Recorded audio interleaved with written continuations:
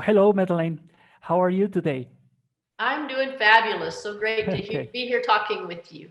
Yeah, I'm very happy that you accepted this meeting because it's very important to us in the clinic. We, as I told you, we usually talk to some people through Instagram, and we wanted to ask some people, important people in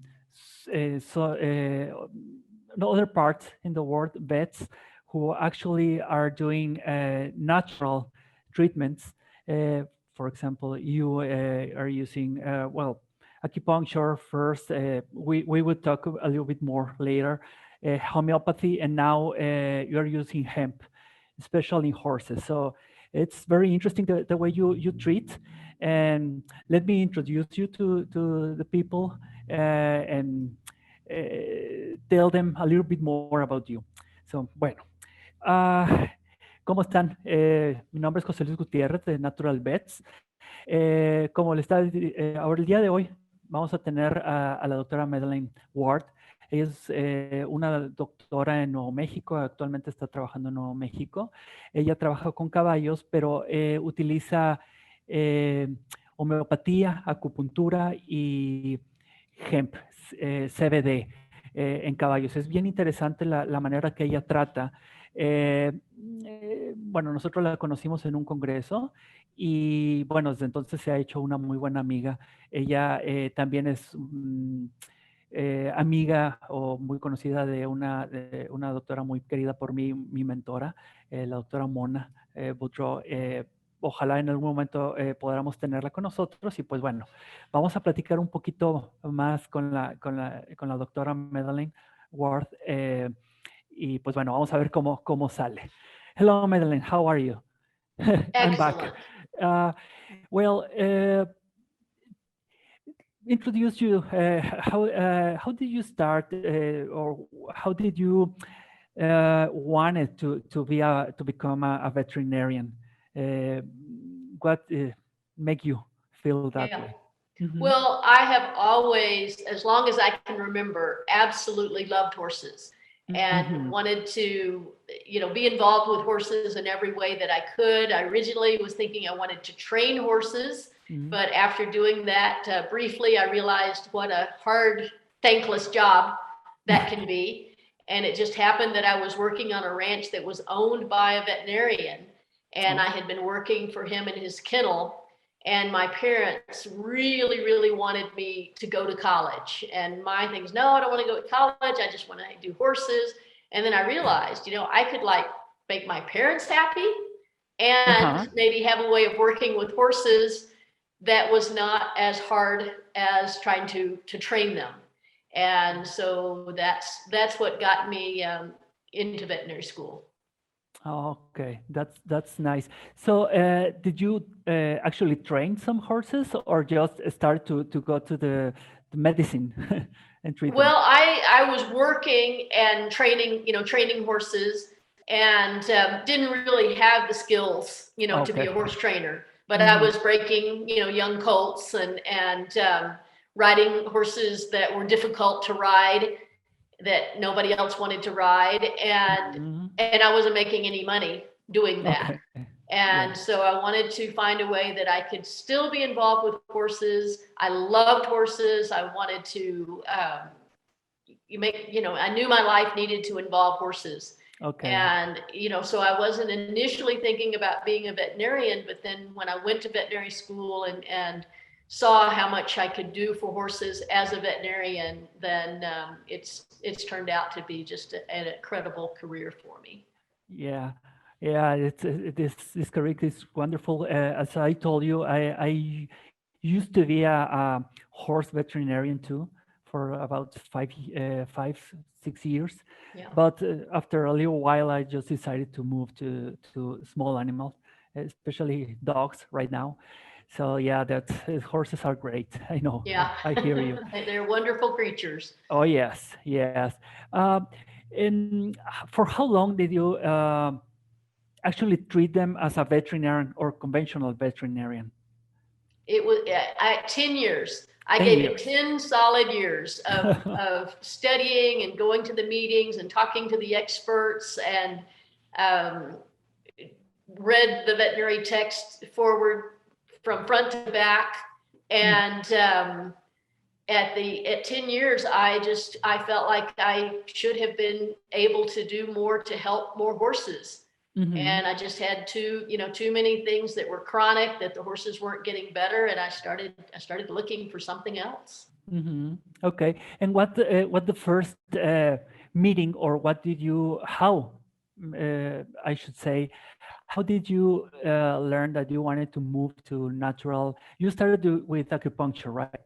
It's an interesting story. I mean, I knew so little that I didn't even know that there were alternative treatments. But I was having a conversation with my microbiologist, and we were talking about how concerned we both were that some of the strong antibiotics that were being used in veterinarians were not doing cultures.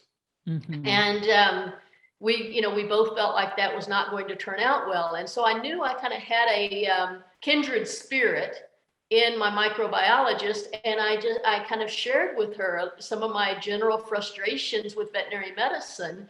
And I said, I don't know what to do. I mean, surely there's some other thing that you can do. And so she mentioned to me that she knew of another one of the veterinarians in Austin, where I practice, that was going to an acupuncture seminar. And I'd heard, of course, of acupuncture. And so I looked into it, but it was a pretty extensive course. It was like 4 modules, and they were like 4 days long. And it was, at the time, more than I could spend. And I couldn't really be gone from my practice that much. But I talked to this veterinarian. I said, would you please, tell me if there's anything to this, if it's useful to you. So she called me the first day into the acupuncture training, and she said it really was fabulous, and she was meeting some amazing people. And she had heard this other modality that you could use called homeopathy. And of course, I had never heard of homeopathy. Okay. But she said there's actually a meeting in San Antonio that's happening this same weekend. And she got some numbers for me, and I called down there. The meeting was already going on, but it just happened that on Sunday they were having a special. The whole day was devoted to large animal, and yes, they said I could come in for the last day of the meeting. So that's where I actually got my start, was with homeopathy. But then I did go ahead and take the full acupuncture course and learn that modality as well. Okay, yeah. So you started in IVAS, right? You took the full course. Yes, yes. Okay, yeah. Yeah, you told me that's the place where you met Mona, right? Yes, exactly. Yeah, I told people always the same. You meet and on those meetings. I mean, you should. Well, I believe at your time was tougher, right, than I did, and actually than they do today. Just too many points and all day long. A lot of sessions in the. There were a lot. It was a lot of information, and then Dr. Bodra and I did training. We would come back and training assistants and help the other students. Yeah. I'm telling the story about Mona because I met her, and she actually got me into a deeper way of thinking about acupuncture. Right. And then she became like my mentor. Yeah. Well, you couldn't have a better one. Yeah, I know. And then she gave me quite a bit of books. After she just retired from acupuncture. Yeah. She said, okay, you know what? Do you want my books? And I say, yes. Right. Yeah. So I met her in some meeting in Corpus Christi. And she gave me quite a bit of books. So yeah, of course, some people wandering around and pick some and stole some of my books, but it's okay. Yeah, they are so good books. So Oh, yeah. That's very interesting how we all somehow get involved in natural healing. Most of the time, we feel like something's missing, right? Yes, Hmm. exactly. Yeah, so it's something similar happened to all of us. Every time I talk to them and or people who actually are doing holistic treatments, uh, they all speak the same way. You know what? I felt like I was not doing very well, or something was missing, or some special cases are difficult. So we And always 10 start the years same. seems to kind of be a magic number because I just felt like after 10 years that it wasn't because I was new and just didn't know enough. You know, Uh-huh. felt pretty competent in my conventional medicine, but it was not giving me the results of what my expectation of being able to do for animals, especially for horses. It just Yeah. wasn't filling that need for me. Yeah. And uh, when did you start your own practice? I started my own. I graduated in 1980 from Texas A&M University, and then I started my own practice in 1985.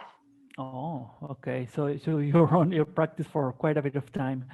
So Right. then you moved to a natural way, the holistic way. Was that transition difficult for you?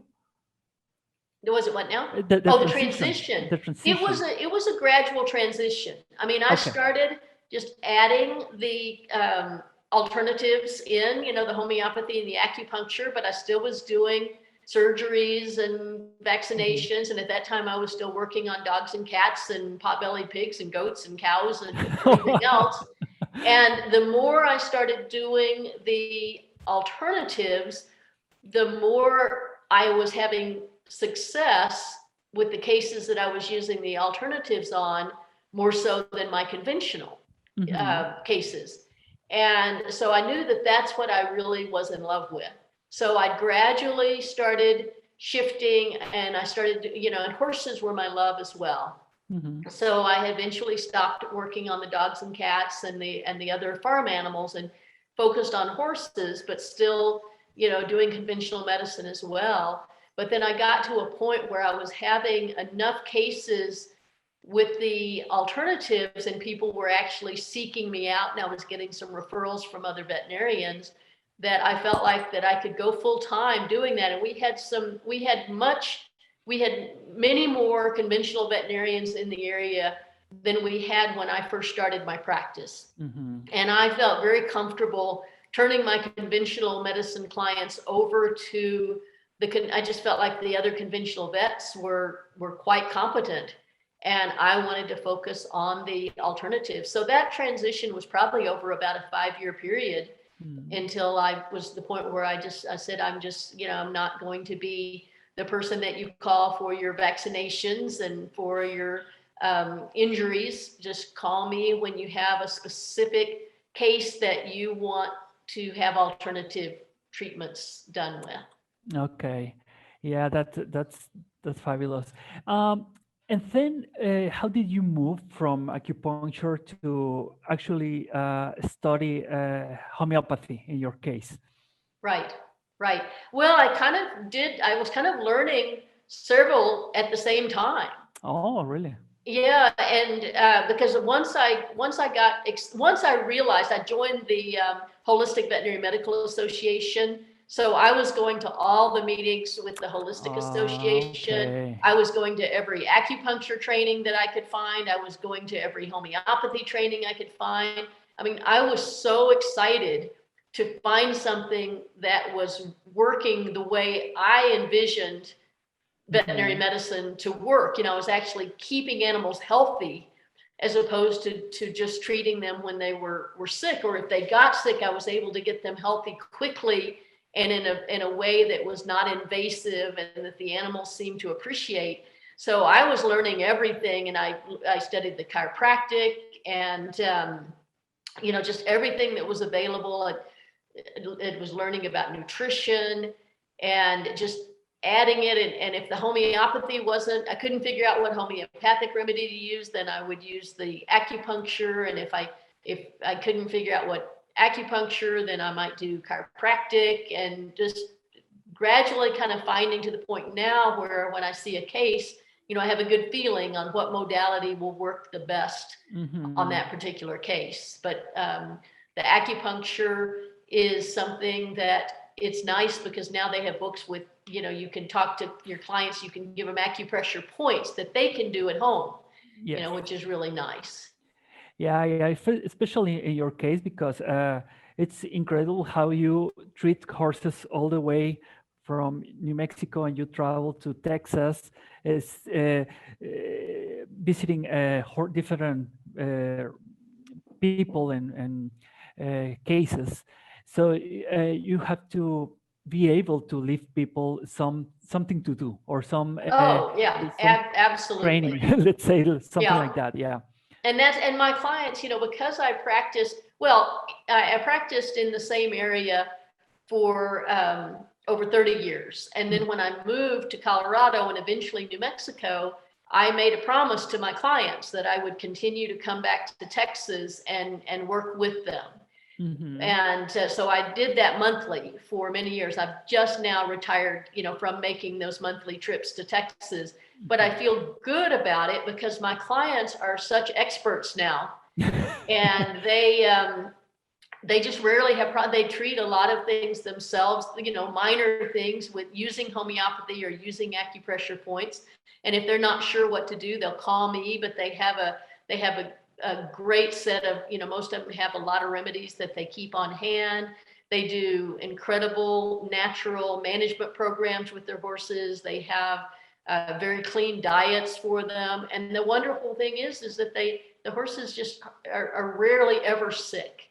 It's more a matter of what I do is keeping them as healthy as they can possibly be. And a lot of them are performance horses, so it keeps them performing to the best of their ability. But I would much rather do that than, keep horses healthy and keep them performing at their best than allow them to get sick and then have to treat them when they're sick. Yes, that's how most of us who are doing some integrative way of treatments, we all try to do that after a little while. Try to teach people how to treat their pets, in my case, and call us for just particular problems, Right, and right, that's exactly. very interesting. Well, then the clients are involved, and they're a part of the whole process. Yes. That's very interesting. And can you tell us any particular case that you really remember how incredible these kind of treatments are, that you can remember? You say, no, you know what? I thought this case was to be very difficult. After a little while, it's real interesting. I mean, there's so many, but I just had one recently that was particularly interesting, and it was a stallion who had been kicked by a mare. And this is a very well-behaved, very gentle stallion. He usually not aggressive with the mares at all. And this mare kicked him, and she kicked him on his sheath. And so several months later, he developed a tumor there at the same area where he had been kicked. And so we went with the normal remedies that you use for tumors, and we really weren't making any progress. And so the homeopathic remedy that we decided was going to be the best choice for him was a remedy called Staphysagria. And Staphysagria acts when there's been a something that caused indignation. And so we felt like that was a fit for the stallion because he's such a gentle, so polite, and yet this mare kicked him. And the owner just happens to be doing some mentoring with me with homeopathy, so she's very observant. And so she mentioned this to me, that she felt like that this little horse had never quite been the same since that bear had kicked him. He just was a little bit more irritable, a little bit more aggressive. And those are all symptoms of Staph aureus. And after giving Staph aureus, within probably a month, I would say, that tumor, which was about between like a golf ball and a tennis ball size, and it was growing pretty rapidly, it's gone completely, just completely Really? fell off. So that to me is just this homeopathy, you just have to take in the whole case. Yes. And it just never ceases to amaze me that what it can do. Yeah, those cases are incredible, and how we actually have to think more like as a whole every Right. single time. I don't know if that happened or keep happening to you. Well, maybe not to you, but sometimes to me, that I actually take a little while in the first appointment and ask quite a bit of questions and try to understand how things are developing or things are as bad as they are today, according to what happened in the past. Right, exactly. So yeah, that's interesting how you did the match between the remedy and the way this horse felt about the kick. Right. So Isn't that fascinating? Because, as a lot of people don't, they think that animals don't really have feelings, and they don't, get concerned about things. And I don't think that's further from the truth. Yes. I think animals have very deep feelings and emotions. It's just different, different from ours. Yeah, definitely. Yeah, and I know you know quite a bit of a lot about food or nutrition and some kind of vitamins. How do you feel about treating horses with food and then the way the horses are fed? Yeah, I think food is the place that you have to start with everything. The food has to be as clean as possible, which means you want to know the sourcing of the ingredients, and you would like them to be grown with the best quality land with the least amount of chemicals applied to the land. Because the land, in order to uptake the nutrition from the soil, needs to have a healthy soil ecology. Yeah. And when you put a lot of chemicals on the land, that ecology is disrupted. So therefore, the plants aren't able to take up the nutrients in the soil. So the plants are weaker, and they're more susceptible to pests and insects, and then more chemicals are applied. And if we can start with the soil, then we'll have healthy foods. And if we have healthy foods, then our animals will, for the most part, be healthy. So it's harder it's harder to keep horses healthy if they're not on good, clean diets. Okay. Yeah, that's interesting. It's very important how well, in your case, horses are eating quite a bit of pesticides or heavy metals and stuff like that, and Right, absolutely. they get sick. Maybe we don't see it very often, or at least try not to see, because they are big. Right. And we see like a small chihuahua or a small dog, and Right. sometimes we feel like they get sick faster. Yeah, that could be. Yeah, so we don't know for sure. And I know, well, we met each other for all this hemp thing and CBD treatments, Right. Which is just amazing how we can use these kind of treatments for our pets, or in your case, horses. How did you start to use it? Yeah, that's really, I've always been kind of interested in hemp.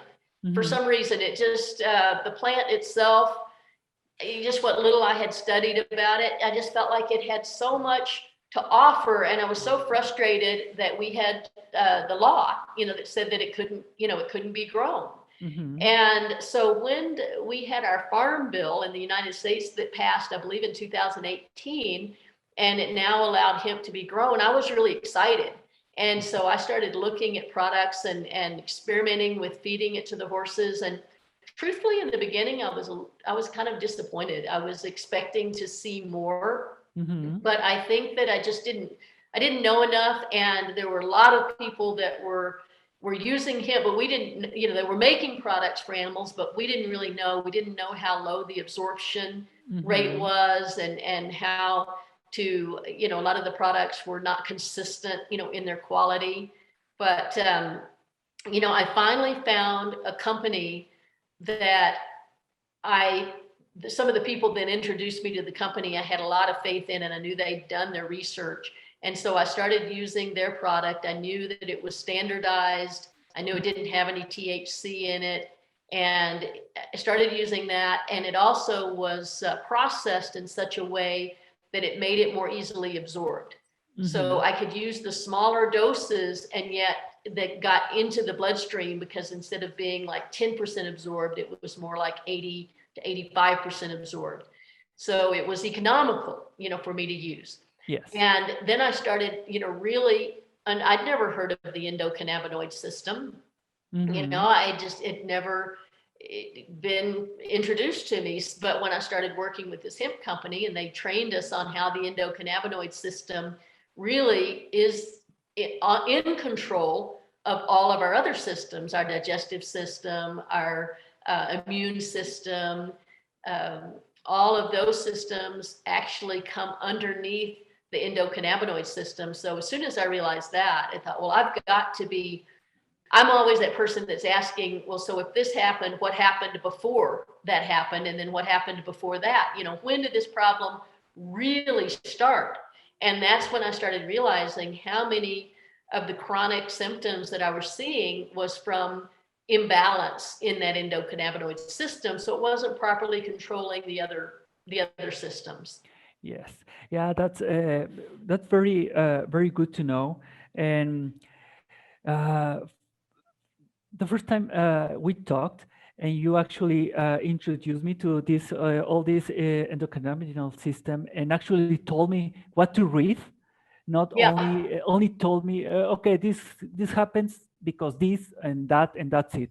And yeah, you actually told me what to read and understand a little bit more about it. It was great. It was an eye-opening how good this kind of treatments are. And actually, I could start using it and make it more powerful with my treatments in acupuncture and herbs, because one time I asked a doctor, very good doctor, using herbs, Chinese herbs, and asking about hemp, how to use it, and said, okay, he said, okay, you know what? No, we don't need it because Chinese herbs are strong enough to do the same thing. And yes, maybe, but sometimes we need more. It's very special cases, and they work. CBD, and particular this product you're talking. It's amazing how good it is, and the absorption is very good. it Which is is. it's very good because most of the time they say, okay, you know what, my product is powerful, very powerful, stronger than yours because it has more like, I don't know, 1 gram, let's say.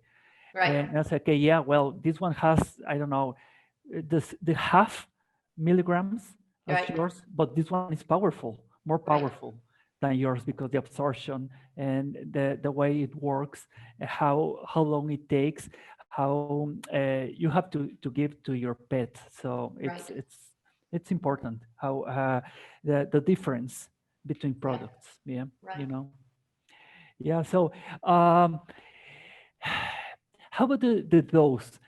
Because most of the time people are asking me about horses with using hemp, but they don't believe me, or sometimes they feel, okay, if I give my dog maybe 6 drops every 12 hours, how come my horse, very big, Yeah. very big one, you are telling me like one dropper is good for my horse. How does it work Yeah, for you? that's such a great question, and it is so hard for people to comprehend. Mm-hmm, But here's the difference: the way I am approaching the hemp is that mm-hmm, if you are looking to balance that endocannabinoid system, mm-hmm, then by balancing that endocannabinoid system, so many other things will naturally become rebalanced. mm-hmm, So, take for instance, if you have a horse that has chronic pain from maybe some low grade arthritis. So you could do it two ways. You could approach with giving hemp to actually treat the pain of the arthritis, mm-hmm, but you would have to use a higher dose, because the more you get into actual pathology, the higher the dose of hemp that you need. But if mm-hmm, you approach it from the standpoint that maybe that horse has arthritis because that horse has lived much of his life out of balance and more in with his sympathetic part of his nervous system more stimulated, so that he's living more of his life in that fight or flight mode. mm-hmm, So in fight or flight mode, the horse is much more sensitive. So number one, he's going to feel that pain more intensely, and it's going to bother him a lot more. The other mm-hmm, thing is when he's in fight or flight mode, he's not able to relax and to digest his food, to rest, and to heal the body the way he needs to. He needs to be able to shift easily into the parasympathetic part of the nervous system to be able to heal. So you get a mm-hmm, lot of performance horses that they develop conditions in their joints earlier than they should, because they're not able to relax and heal those little micro traumas. So I'm finding more and more, and the other thing that applies to is like digestive upset, whether it's ulcers or indigestion or whatever it is. If that horse can't ever shift into that rest and digest mode, mm-hmm, then he's going to develop problems in his digestive tract, because his body's going to constantly be sending the blood supply away from his digestive tract to his muscles, because it feels like it has to be able to run. mm-hmm, So that digestive tract's not getting the nutrition that it needs to function correctly. So you see all of these problems in the horse that are secondary to his nervous system being out of balance. And his nervous system is often out of balance because his endocannabinoid system is not functioning the way it should. To be able, the endocannabinoid system is all about homeostasis in the body, being able to shift between fight or flight and rest and digest. So I come in with micro doses of this hemp oil that also has a compound in it called CBG, in addition to the CBD that most people are familiar with. But that CBG is able to go straight, well, first of all, it's easily absorbed directly into the bloodstream, and it can go straight to the nervous system and start to make shifts, in the nervous system, and change old patterns, and be able to shift that horse out of that constant state of fear and concern, and be able to shift that horse into a place where it is feeling good about itself and it has a sense of well-being. So it takes much smaller doses to make that shift, like micro doses, like for a horse, a quarter to one dropper full or 1 cc of the hemp mix, versus it takes higher amounts if you're not balancing the endocannabinoid system. And interestingly enough, smaller micro doses given over time have more of an effect of balancing the endocannabinoid system than giving the higher doses. mm-hmm, And that's just something that I've learned,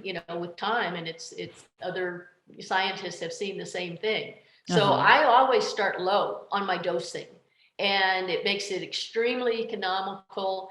And I see, I think, greater shifts, and it helps all your other products work better. Like you were talking about the Chinese herbs, being able to heal on their own. Absolutely, they can. But when you add in the hemp, you will see that healing happen faster and with lower amounts of your herbs. So it's just been something that has been really wonderful to have in my practice, to add in and just help all my other modalities work better. And the horses accept it and like it a lot. Yes, they seem to. In my case, well, dogs and cats, they love it, especially cats somehow. They feel very comfortable taking it. Sometimes dogs looks like work slower, as I Right. told you before, like their energy, let's say, like something like that. They don't have enough energy for, but horses are incredible. Yeah, it Cats, is really interesting. I mean, I go out to give it to my horses, and I don't have to put a halter on them or anything. They just open their mouths like little birds, and they're just, they're happy to have it, and they don't need it all the time.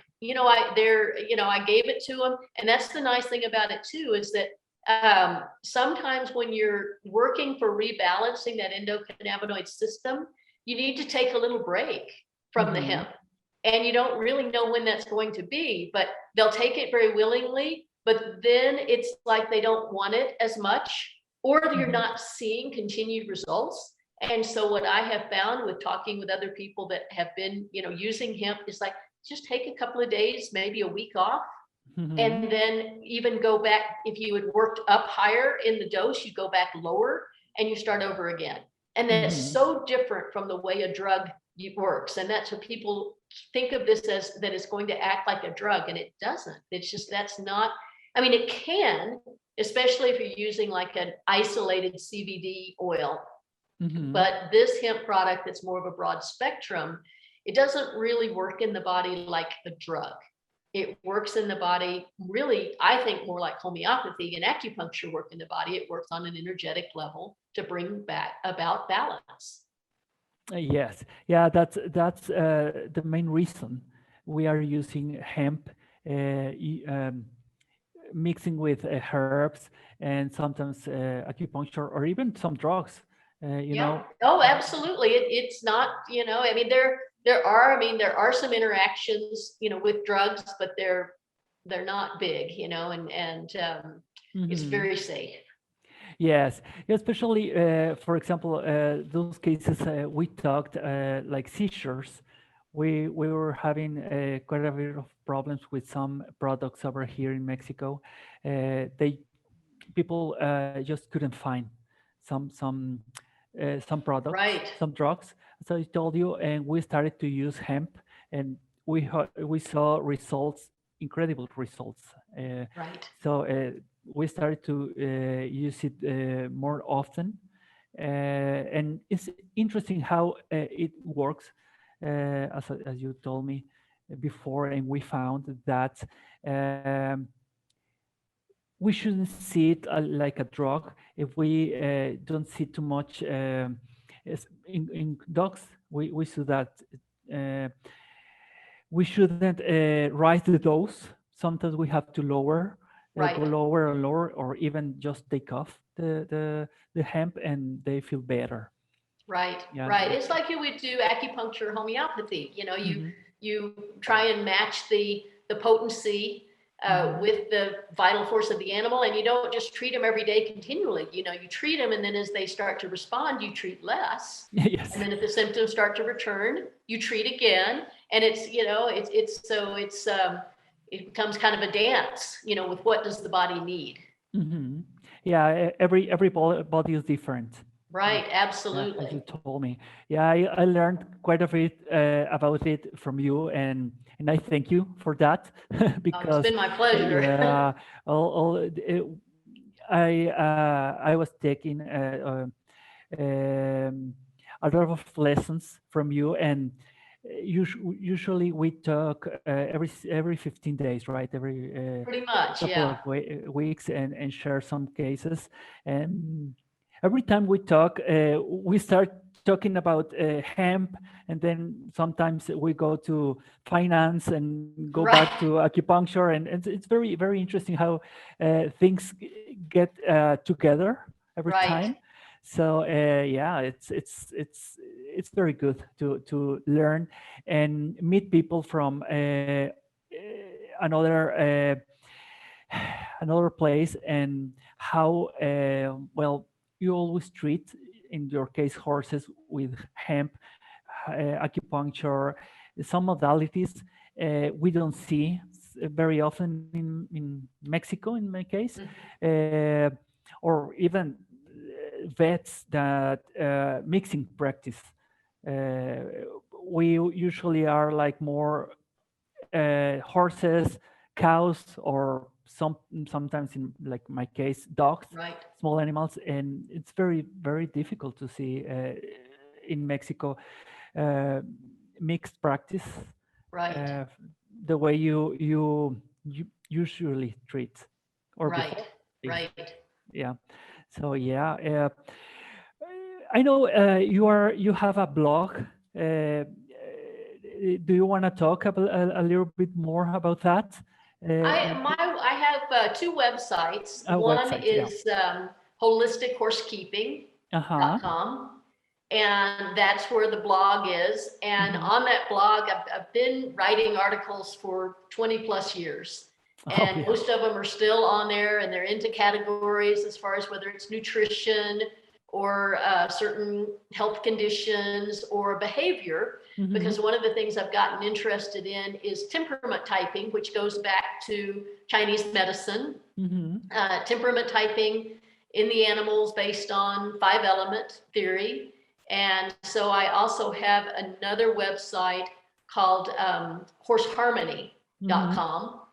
And so that you can kind of learn the basics about the temperament typing. But then on my holistic horsekeeping site, I also have a blog that addresses understanding temperament types in horses, and it'll talk about things about different ways that you feed the different temperament types and different management approaches for the different temperament types. And it's something that I've really been enjoying, and a lot of the people that are applying it are finding that it's very helpful with helping them understand their horses and how their horse approaches life, basically. Yeah. Yeah, well, those articles are very interesting, I must say, and it's important for people to follow uh, people involved in those areas, Right. because most of the time we follow or search quite a bit of information. Right now, Yeah. it's very broad available. Right. Well, But, and yeah.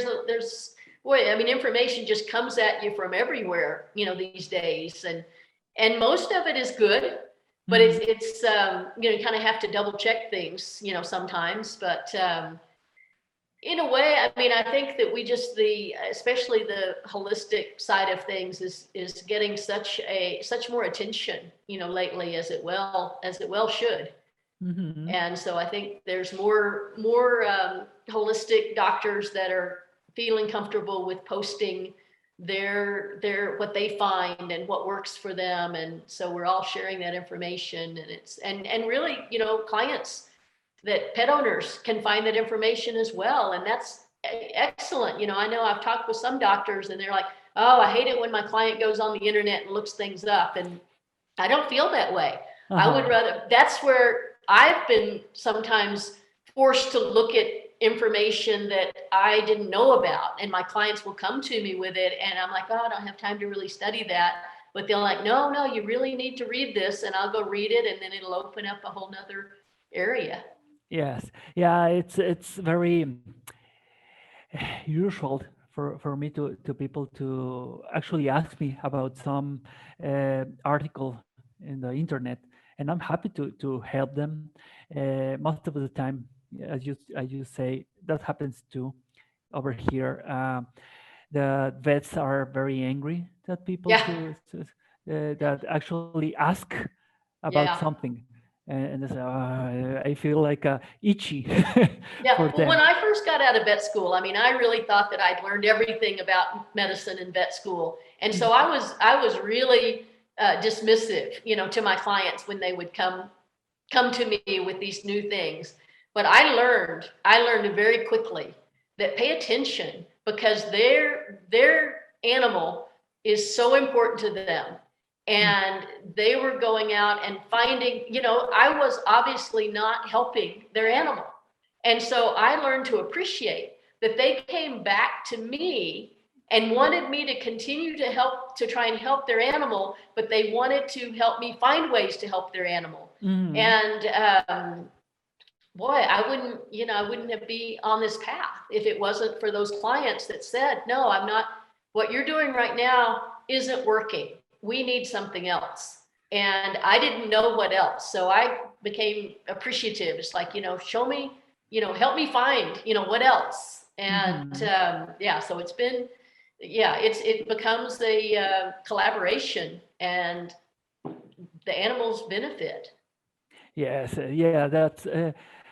I believe that that's the main reason we all do that, and I see whenever well, before I went to treat or to learn from people in the United States, most of the time doctors, well, in my case, acupuncture and herbs, Chinese herbs, are happy to find uh, or to help either the clients, or the clients actually give them something to read, Right, right, and find absolutely. the answer. Yeah, Yeah. because problems are we have plenty of problems, health problems, Yeah. and we If see. if what we were doing was working, they probably wouldn't be out looking for something better. Yes, that's right. That's well, yeah. Uh, well, I believe I don't want to take you for a long time, but I appreciate your time, and appreciate all the information you are sending me right now to read, and thank you so much. I don't know if you have something else to add.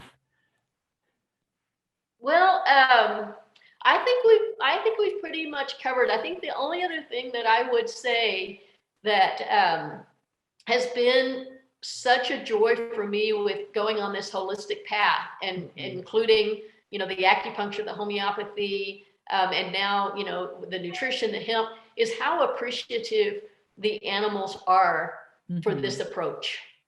It's so much less invasive, you know, for them. And oftentimes when I'm offering an animal a nutritional supplement or a homeopathic remedy, I take into account how readily they accept it.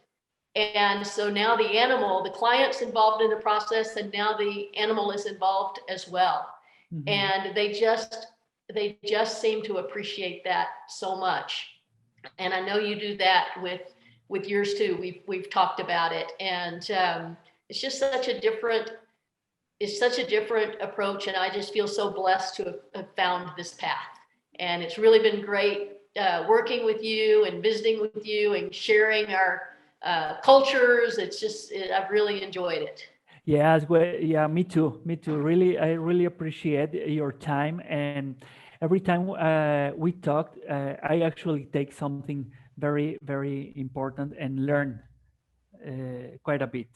Well, And me too. thank you so much. Well, I'm gonna change to Spanish. Bueno, les agradecemos mucho. Esperemos que hayan disfrutado un poco de esta plática. Por favor, pueden seguir a la doctora en sus redes sociales, o síganos a nosotros también en The Natural Vets. Y pues bueno, cualquier cosa, por favor, háganlo saber. Si tienen alguna pregunta para la doctora, en un momento dado se la podemos hacer llegar, y si les interesa, después podemos volver a platicar con ella.